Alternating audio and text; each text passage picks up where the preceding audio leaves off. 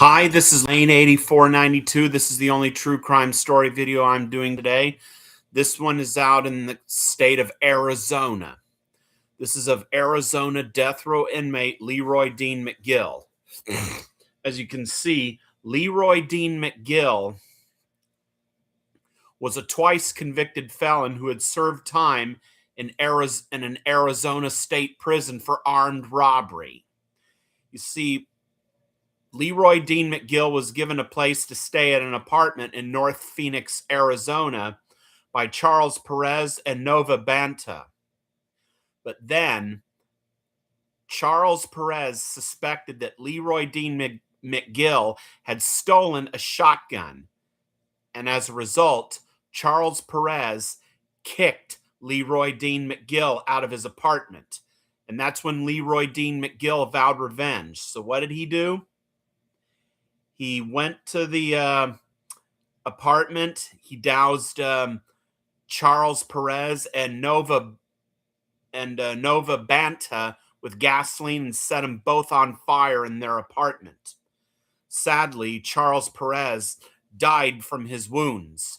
Nova Banta suffered severe burns and had to be put into a medical-induced coma so she could survive. Not only was it gasoline and fire that Leroy Dean McGill had used, he used styrofoam to form a gel so that it would stick to the victims and burn even hotter. And that makes it extremely brutal with what McGill did. He also Leroy Dean McGill asked an acquaintance if he could even smell burnt flesh.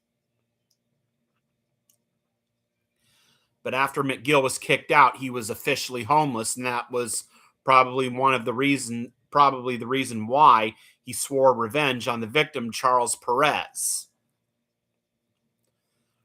At the end, around December, the Arizona Attorney General, Kristen Mays, had requested a date of execution for Leroy Dean McGill now that all of his appeals are exhausted since his final writ of certiorari was denied by the SCOTUS, or Supreme Court of the United States. And now the Arizona Supreme Court has agreed to set Leroy Dean McGill's execution. The Attorney General was hoping for March 18th, but instead it's been set for May 20th, which will take place at the Arizona State Prison in Florence, Arizona. This will be the third execution under Governor Katie Hobbs, because last year Arizona executed two prisoners, Aaron Brian Gunchees and Richard Kenneth Jerf. Of course, Hobbs had put executions on hold to do a thorough review to make sure the lethal injection was applied properly. But later, Hobbs fired that judge, even though he said it was not advisable, so executions could resume in the state of Arizona, which they have since done.